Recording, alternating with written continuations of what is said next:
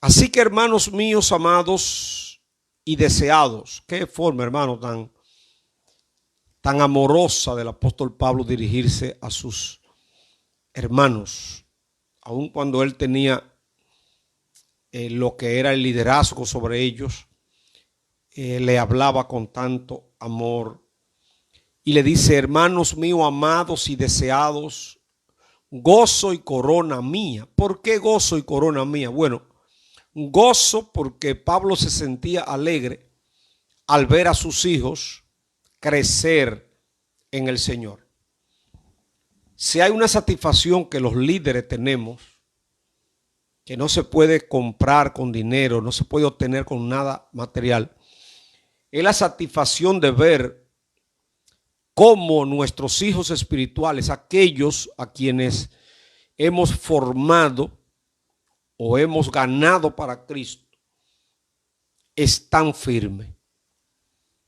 Cuando usted ve a alguien que usted sabe que trabajó para que esa persona estuviera en el evangelio y usted lo ve dando frutos, usted se goza. Por eso dice Pablo: ustedes los filipenses son gozo y corona mía. Gozo y corona. O sea, está diciendo: ustedes son el premio de mi sacrificio. Recuerden que Pablo, para comenzar a predicar en Filipo, lo hizo cayendo preso y recibiendo una paliza, que fue donde el Señor a medianoche, cantando Pablo y Sila, la cárcel recibió el impacto de Dios, las cadenas se cayeron y Pablo, cuando el carcelero se quería matar, le dijo: no te haga daño, nosotros estamos aquí. Y el carcelero le dijo: ¿y qué tengo que hacer para ser salvo? Y le dijo Pablo: cree en el Señor Jesucristo y serás salvo tú y tu casa. Lo que indica que cuando Pablo habla de corona, aquí le está diciendo: ustedes son mi premio. Es verdad que aguanté golpe para ganármelo a ustedes, pero ustedes son mi corona, ustedes son mi premio. Y le agrega: estén firmes en el Señor, amados, estén firmes. Porque Pablo quería que su corona se mantuviera. Qué gozo cuando usted ve que alguien persevera, se mantiene en el evangelio. Especialmente esa gente que a usted le han dado lucha, que usted, para lograr llevarlo a la iglesia, le dio trabajo. Pero aún después que conocieron al Señor, usted ha tenido que darle seguimiento. Esos hermanos que son ganadores de almas saben a qué me refiero. Lo difícil que se hace usted darle seguimiento a alguien que no es estable y que usted tiene que estar constantemente buscándolo, hablándole, exhortándole. Pues Pablo le está diciendo a los Filipos, a la iglesia filipense: estén firmes en el Señor, manténganse firmes. Manténganse firmes. Hoy te lo está diciendo a ti y me lo está diciendo a mí. Vamos a estar firmes. En el evangelio hay que estar firme. No hay grandes promesas para el que no se estabiliza. Siempre le aconsejamos a los hermanos que traten de tener una vida cristiana estable. Una vida cristiana no como las olas del mar que van y vienen, sino constantemente perseverando en el Señor, a pesar de los problemas y las dificultades. Pero en el versículo 2, el apóstol Pablo le dice a los filipenses, y atiendan esto: ruego a Evodia y a Sintique, que sean de un mismo sentir en el Señor. ¿Quiénes eran Evodia y Sintique? Eran dos personas en la iglesia de los filipenses que tenían diferencia. Para que ustedes sepan que todas las iglesias, especialmente para aquellos hermanos que les gustan mucho cambiar de iglesia porque encuentran que en su iglesia hay problemas. Oiga, esta iglesia de los filipenses una de las iglesias ejemplares, porque esta fue una iglesia de testimonio. Sin embargo, miren cómo Pablo dice en el versículo 2, le habla a dos mujeres que no estaban llevándose bien. Eso pasa en todas las iglesias, muchas veces por asunto de temperamento. Qué difícil se le hace aún hasta a los hijos de Dios poder entender que las diferencias hay que soportarlas. Cuando el creyente comienza a querer que todo el mundo sea como él, o que todo el mundo haga la cosa como él la hace, comienzan los inconvenientes, comienzan las disensiones, comienzan las discusiones. Yo le he dicho a los hermanos que tratemos de aceptarnos los unos a los otros. Aunque tú no estés de acuerdo como el hermano adora a Dios, tú tienes que soportarlo. Si tú no estás de acuerdo como predica el hermano, si lo está haciendo dentro de la palabra, tienes que aprender a soportarlo. Posiblemente la forma de evangelizar de fulano no es la misma que tú usas, pero tú tienes que tener la suficiente madurez para sobrellevar y respetar a cada uno. El error muchas veces de muchos hermanos en la iglesia es que quieren que todo el mundo sea como ellos. Si ellos alaban a Dios de una forma, quieren que todo el mundo lo alabe como ellos. Y si no lo están haciendo como ellos lo hacen, entonces se sienten mal. Y muchas veces hasta ofenden al otro hermano. Si el otro hermano no ora como yo oro, yo tengo que sobrellevarlo. Si el otro hermano no alaba a Dios como yo lo alabo, yo tengo que sobrellevarlo. Entonces parece que estas dos hermanas tenían ese problema. Yo como pastor le puedo decir cuántas veces hemos tenido inconvenientes por hermanos que entran en conflicto sencillamente por los ataques. No, que tú no lo haces como yo. No, que tú estás frío. No, que cómo es que tú oras, que así no es que se ora. No, que así no es que se evangeliza, que tú tienes que hacerlo de esta manera, que tú tienes que hacerlo de aquella. No, cada uno debe aceptar al otro. Ahora, si el otro está haciendo algo fuera de la palabra de Dios, usted con humildad, lo llama aparte. A mí no me gustan que los hermanos le den palo a la iglesia. Óiganme bien, mis hermanos. No me gustan los palos para la iglesia. Usted pararse en el púlpito a atacar a la iglesia. Que usted es tan frío, que usted no alaban a Dios, que qué es lo que le pasa. Eso no está bien. Si usted está bajo unción, lo que tiene que pedirle a Dios que lo que usted está sintiendo le llegue a los otros. Pero no estrujarle en la cara a los otros. No, es que usted es tan frío, ¿Qué es lo que le pasa a usted? Usted es tan frío. No, mis hermanos. Entonces, Evodia y Sintique tenían problemas. Y esos problemas causaron una situación que el apóstol Pablo, que no estaba ahí, tuvo que mencionarla en su carta. Ruego a Evodia y a Sintique que sean de un mismo sentir en el Señor. Cuando hablamos de un mismo sentir, no es que vamos a ser nosotros robots y todos vamos a pensar igual. No. Pero ese mismo sentir lo que nos debe llevar es a la unificación.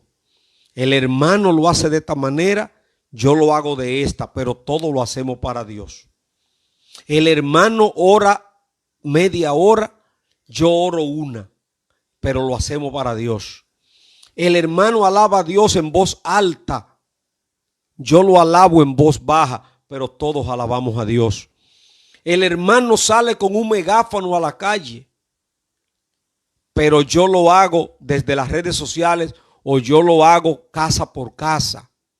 El hermano tiene el llamado a salir con un megáfono, o el hermano tiene el llamado a ir a los hospitales. El hermano tiene el llamado a ir a las cárceles. Esos son llamados especiales. Y uno tiene ese llamado especial para una cosa y otro lo tiene para otra. Otro lo tiene para otra. Pero entonces, en ese amor cristiano, vamos a ser de un mismo sentir y vamos a sobrellevarnos los unos a los otros. La Biblia no sigue hablando de Evodia y Sintique, pero seguro que cuando el apóstol Pablo le escribió esta carta, de seguro que ellos se pusieron de acuerdo. Entonces le dice en el versículo 3, asimismo te ruego también a ti, compañero fiel, que ayudes a estas que combatieron juntamente conmigo en el evangelio, con Clemente también y los demás colaboradores míos, cuyos nombres están en el libro de la vida. Qué lindo, dice el apóstol Pablo, esos colaboradores míos, Clemente y otros, sus nombres están en el libro de la vida. Observen que Pablo menciona aquí a Clemente, pero también dice y otros colaboradores míos, cuyos nombres están en el libro de la vida. Ahí el único que aparece Clemente, el único. Los demás no aparecen aquí. No, los nombres de ellos no aparecen ahí.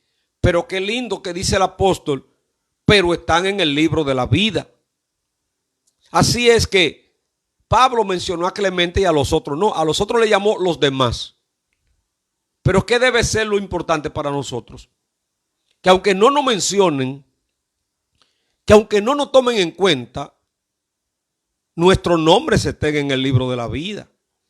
Ahí es que muchas veces muchos cristianos fallan en el que todo lo quieren hacer para reconocimiento. Y si no lo mencionan, se sienten mal. Están esperando siempre que el hombre lo esté reconociendo. Oye, no me mencionó, a mí no me... Entonces, Pablo dice, menciona a Clemente, pero dice, y los demás, esos demás, ¿cuántos son? Muchísimos. Y Pablo le llama colaboradores míos. Mis colaboradores, los que me ayudaron. No lo voy a mencionar por nombre, pero están en el libro de la vida. Eso es lo más importante. Quizá usted aquí no está en muchos libros, pero usted está en el libro de la vida.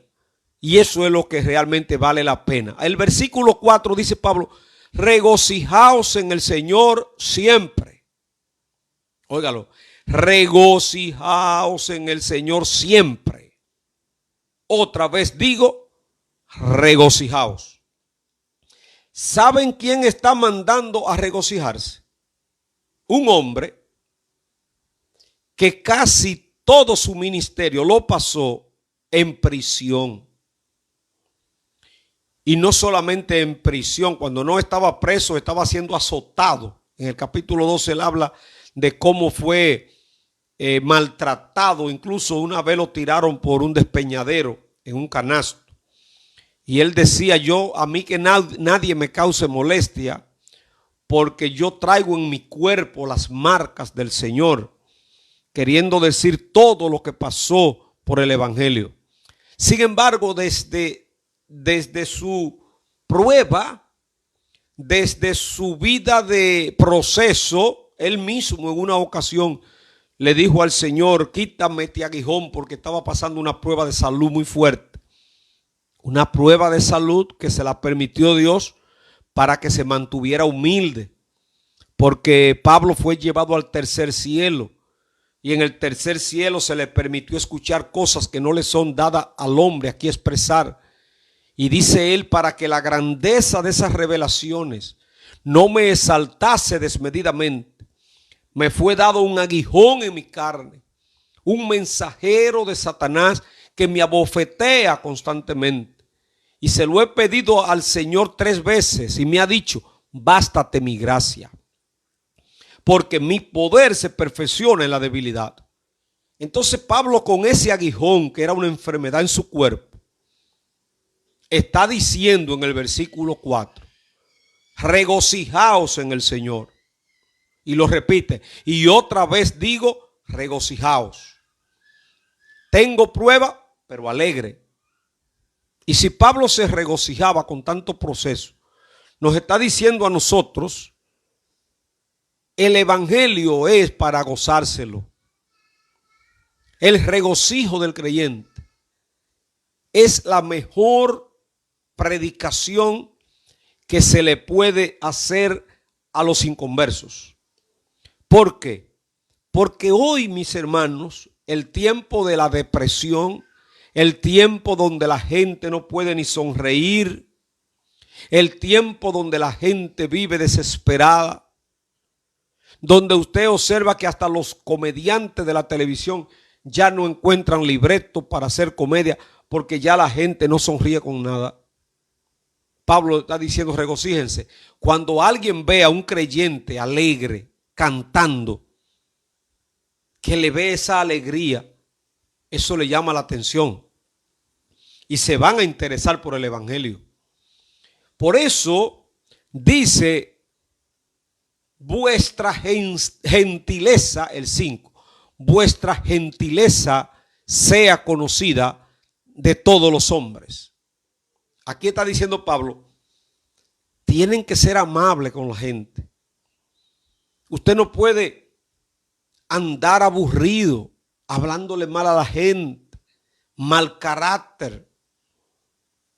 Donde vive, no le habla a ningún vecino. Hay gente que se le hace difícil predicarle a los vecinos porque ellos tienen un mal concepto de ellos, porque lo que lo ven es que ni siquiera saludan a sus vecinos.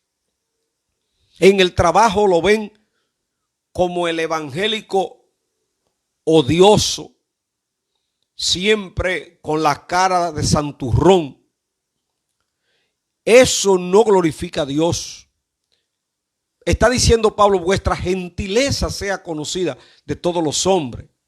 Usted llega a un colmado, buenos días, Dios le bendiga a todos. A nosotros los cristianos nos han acusado por mucho tiempo de que nada más saludamos a los cristianos. Y yo quiero decirte algo, no es pecado que usted le diga Dios te bendiga a un inconverso.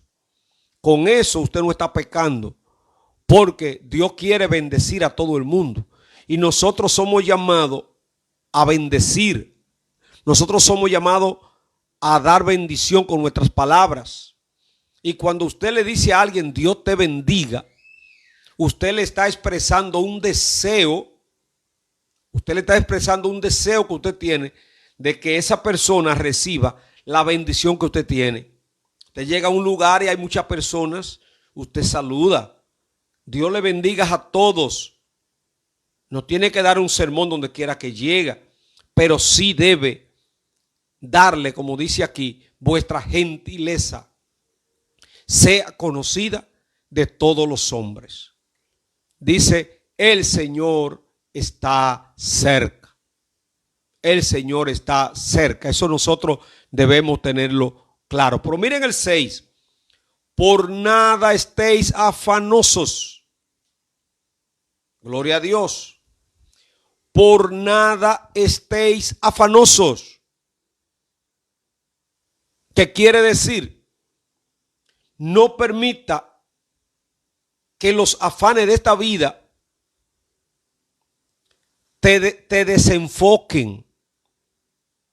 Es verdad que estamos en un tiempo donde hay que hacer tantas cosas, donde hay personas que para poder sobrevivir tienen que tener 2 trabajos y aún hacer su ventica y su cosa, porque el tiempo se ha complicado. De hecho, cuando la palabra dice 2 libras de trigo por 1 denario, hablando de los últimos tiempos, estaba diciendo que un día de trabajo de un hombre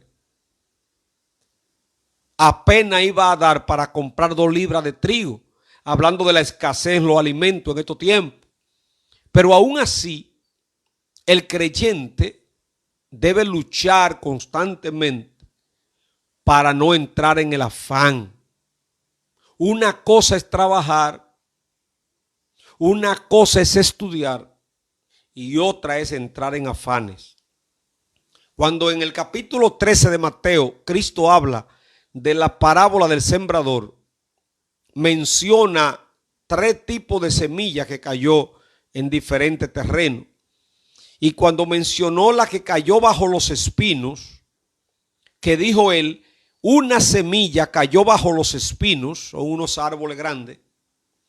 Los espinos crecieron y le hicieron sombra y la semilla no dio fruto porque los espinos la ahogaron.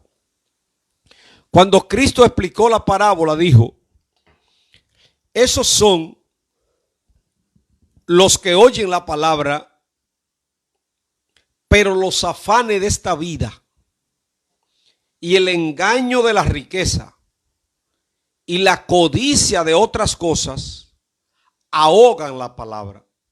Aquí está diciendo el apóstol Pablo, por nada estéis afanosos.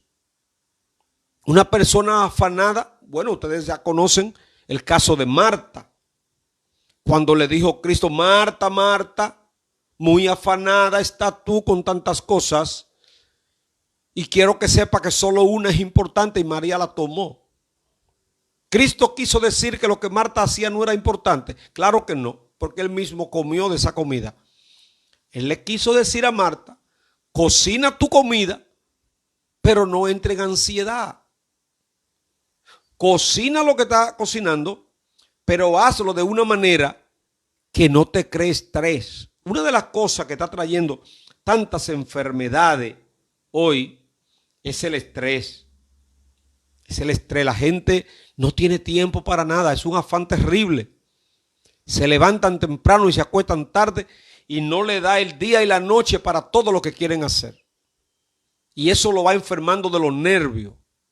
Le crea situaciones de salud porque no descansan mentalmente. Por nada estéis afanoso, sino sean conocidas vuestras peticiones delante de Dios en toda oración y ruego. ¿Saben cuál es el enemigo número uno de los afanes? Estamos en el versículo 6 del capítulo 4 de Filipenses. Oiga, ¿cuál es el enemigo de los afanes? Si no sean conocidas vuestras peticiones delante de Dios en toda oración y ruego con acción de gracia. Jesús dijo, ¿cuál de ustedes podrá, por más que se afane, añadirle a su estatura un codo? ¿Podrán ustedes conseguir un pie más de altura en su estatura porque se afanen? Entonces, ¿para qué afanarse? El afán mata la vida espiritual. ¿Cuántos creyentes que afanándose no se congregan? No hay tiempo para ir a la iglesia porque se ocupan todas las horas del día y parte de la noche haciendo cosas que al final no le traen ningún tipo de bienestar, sino que por el contrario le enferman. Tus peticiones llévalas delante de Dios. Delante de Dios. Ay, el dinero no me va a dar para yo poder cubrir las obligaciones del mes. No me va a dar ese dinero. Vaya en oración. Haga lo que tiene que hacer porque Pablo manda a trabajar. Y crea que Dios es fiel para suplir lo que te falte.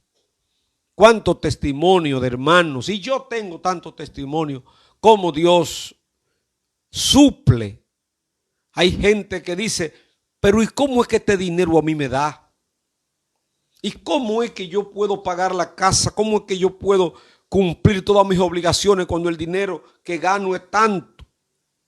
Dios lo multiplica. Dios lo multiplica, pero cuando usted entra en esos afanes, y especialmente cuando esos afanes te quitan el tiempo de Dios. Yo siempre he dicho, todo el que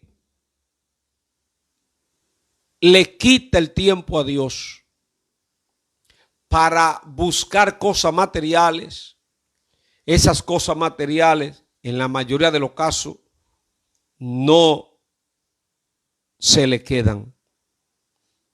Es un negocio muy mal hecho cuando usted el tiempo que le toca a Dios lo usa para afanarse, buscando cositas extra. Nosotros creemos que Dios es poderoso para suplirnos. Dios es poderoso para suplirnos. Analícese, ¿está usted afanándose? ¿Cómo se le va el día? ¿Está en una angustia? Aquí te dice Pablo, sean conocidas vuestras peticiones delante de Dios en toda oración y ruego. Una vez usted deposita en la mano de Dios sus problemas, usted descansa. Usted descansa. Jesús dijo, vengan a mí los que estén trabajados y cargados, yo lo haré descansar. No hay para qué afanarse. No, trabajar sí, afanarse no. Oigan lo que dice Pablo, si usted deja el afán y le lleva a Dios en oración sus situaciones, sus limitaciones, lo que le falta se lo pone en la mano a Dios. El versículo 8, el 7 dice, cuando tú hagas eso, la paz de Dios que sobrepasa todo entendimiento, guardará vuestros corazones y vuestros pensamientos en Cristo Jesús. Eso es cuando usted y yo depositamos en la mano de Dios las cosas que nos preocupan. Porque yo estoy seguro que tú y yo tenemos cosas que nos preocupan. Pues estamos en esta tierra y estamos en un cuerpo humano con limitaciones. Yo sé que hay gente ahora mismo escuchándome que le preocupa su situación económica, le preocupa su canasta familiar, le preocupa el dinero para la escuela de los hijos, el pago de la casa, una deuda que tenga, todo eso preocupa. Claro que sí, pero aunque te preocupe, no debe permitir que eso te lleve a la ansiedad. Eso debe llevarlo a la presencia de Dios. Señor, yo no puedo, pero tú sí. Es un problema económico.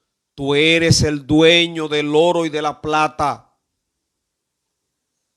Créalo, Dios es el dueño del oro y de la plata. Y Él, para sus hijos, si tiene que usar a los cuervos, lo usa. A quien sea Dios usa para bendecir a sus hijos. Yo recuerdo en una ocasión, dice una anécdota, que una señora le estaba pidiendo de rodilla, le estaba pidiendo pan al Señor o desayuno.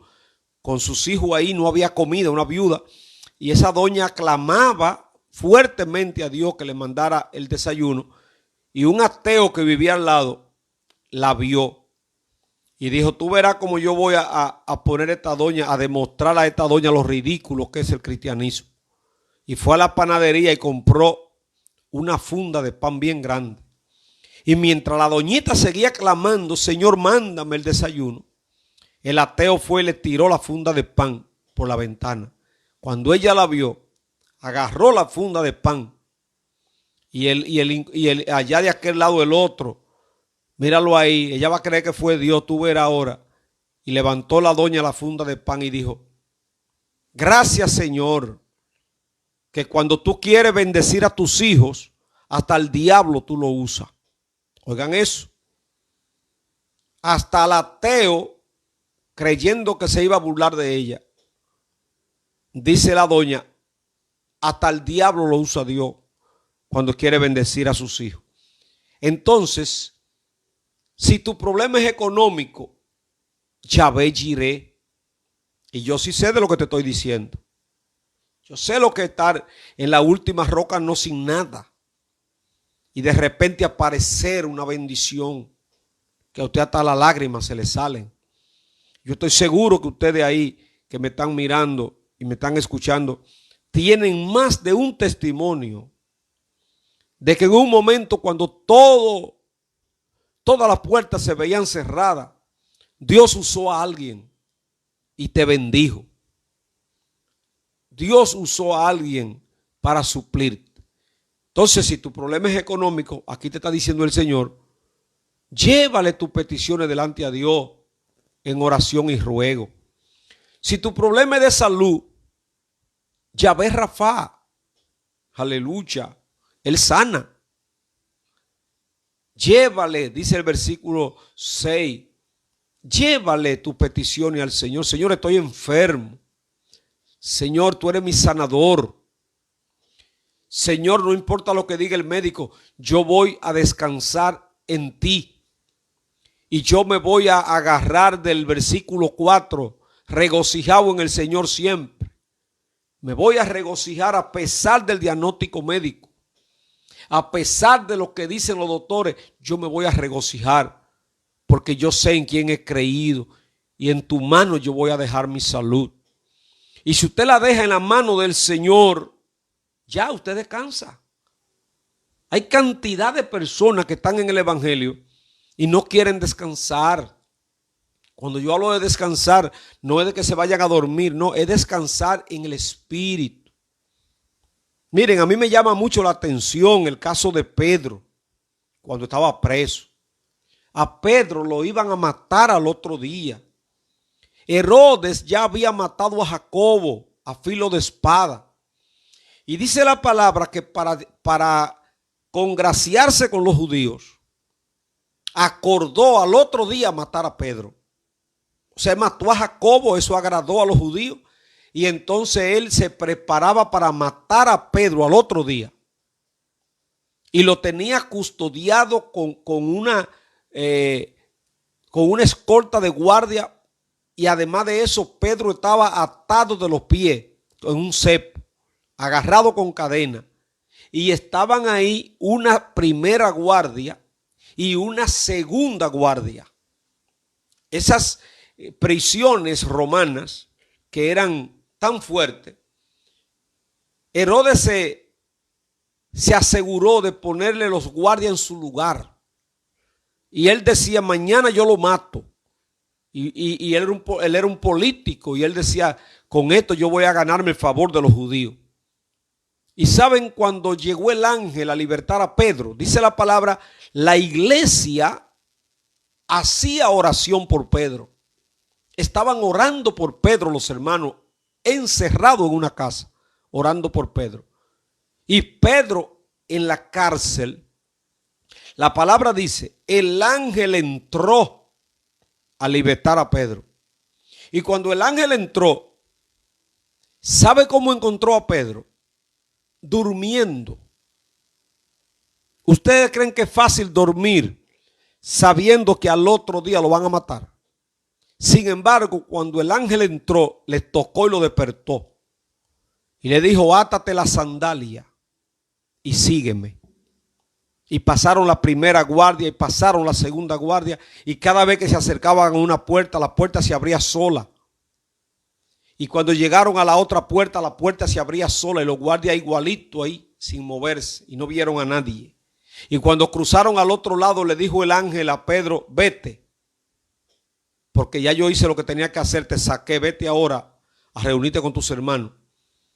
Pero la parte aquí es cómo este hombre, sabiendo que al otro día lo van a matar, está durmiendo. Eso solamente tiene una explicación, la paz de Dios. Pedro estaba durmiendo porque él sabía que su dueño tenía el control. Gloria a Dios. Su dueño tenía el control porque ese dueño de él le dijo a Pedro que él,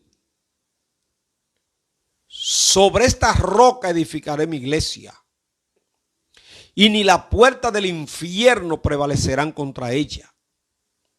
Y Pedro sabía el trabajo que le tocaba en Jerusalén. Por lo tanto, yo lo puedo decir de esta manera, Pedro lo que hizo fue, yo voy a dormir porque el que me nombró en esto, él sabrá lo que va a hacer. Y yo duermo. Entonces la paz de Dios te permite dormir con un diagnóstico médico que no te da esperanza. La paz de Dios te permite dormir con una amenaza. La paz de Dios te permite dormir aun cuando no tenga los cuartos de la casa para el otro día. Esto es muy grande. Yo estoy hablando cosas demasiado fuertes, grandes. Eso es lo que está diciendo el apóstol Pablo. No se afanen. Lleven sus peticiones delante de Dios con acción de gracia. Y cuando ustedes lo hagan, la paz de Dios, que sobrepasa todo entendimiento, guardará vuestros corazones y vuestros pensamientos en Cristo Jesús. Verso 8. Por lo demás, hermanos, esto es muy importante, mis hermanos, en este tiempo. Escúchenlo bien, ya en la parte final. Por lo demás, hermanos, estamos en Filipenses 4:8. Todo lo que es verdadero, todo lo honesto, todo lo puro, todo lo amable, todo lo que es de buen nombre, si hay virtud alguna, si algo digno de alabanza, en esto pensad. Ahí me detengo un momentito, porque está demostrado que el hombre es lo que piensa. Por eso tienes que cuidar tu mente. Por eso tienes que saber concentrarte en lo que te va a edificar.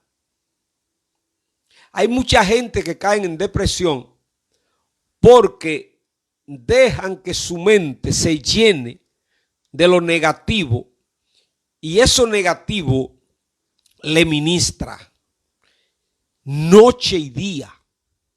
Lo negativo, lo negativo, lo negativo, lo negativo.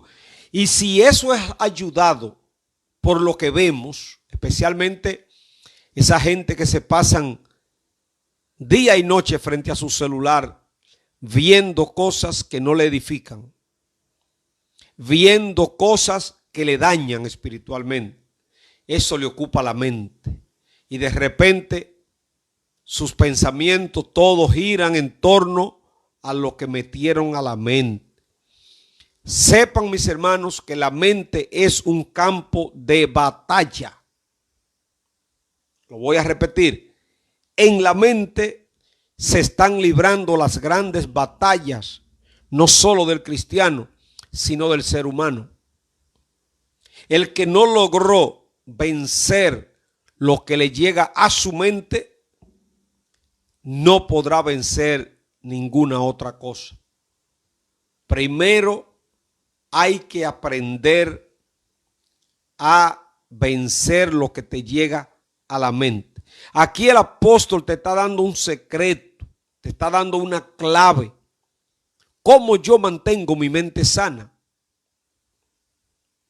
Hay personas que me han dicho a mí, pastor, oigan, me han pedido la oración, me han dicho, pastor, ore por mí porque es que me llegan muchos pensamientos malos. Pastor, ¿qué hago con todos estos pensamientos que me llegan? ¿Por qué te llegan? ¿Qué tú le estás metiendo a tu mente? La mente viene siendo igual que tu computadora. Tú le puedes descargar a tu computadora o a tu celular lo que tú quieras. Tú te metes al internet y tú eliges qué le descarga a tu celular. Entonces, en tu mente también, tú decides qué le va a descargar a tu mente. Si tú le descargas a tu mente basura, tu mente estará llena de basura.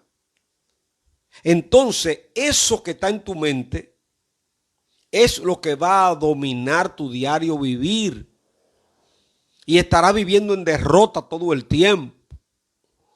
¿Cuál es su pensamiento en el hombre? Así es él, dice la palabra.